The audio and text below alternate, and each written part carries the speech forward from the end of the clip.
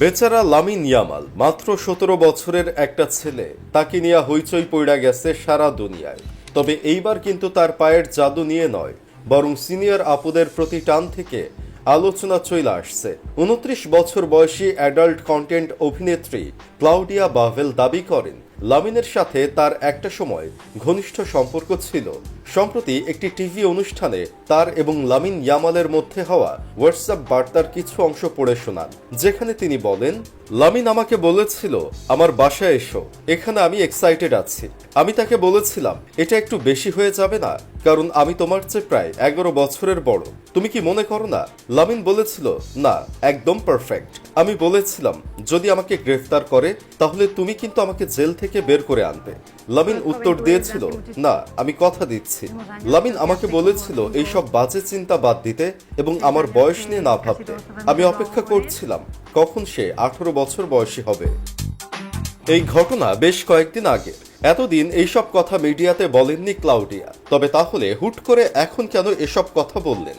সম্প্রতি Fati Vázquez নামের এক মডেলের সাথে ইতালিতে বেশ ঘোরাঘুরি করেছেন লামিন। বেশ কয়েকটি ছবিতে দেখা যায় যেই পুলে লামিন ছবি দিয়েছেন সেই একই পুলে ছবি দিয়েছেন ফাতি। একটা বোটে দুইজনকে একই সাথে দেখাও যায়। যদিও মিডিয়াতে এসেছে সেই মডেলের বয়স ৩০, কিন্তু ফাতি ভাস্কুয়েজ এতে একটু গোস্বা করেছেন। তিনি বলেন তার বয়স আসলে ৩০ না, ২৯। মানুষ তার বয়স বাড়িয়ে বলছে। মেয়েরা সবসময় তাদের বয়স নিয়ে সিরিয়াস।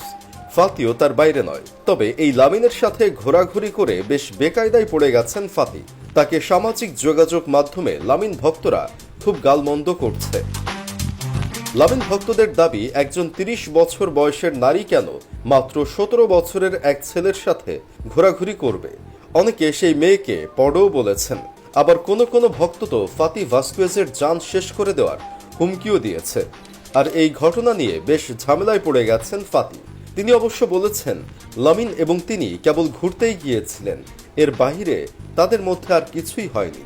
কিছুদিন আগে ট্রেড এয়ারে লামিন বলেছিলেন ক্লাউডিয়া বাভেলের সাথে তার কিছুই হয়নি, তিনি তাকে চেনেনও না, জানেনও না।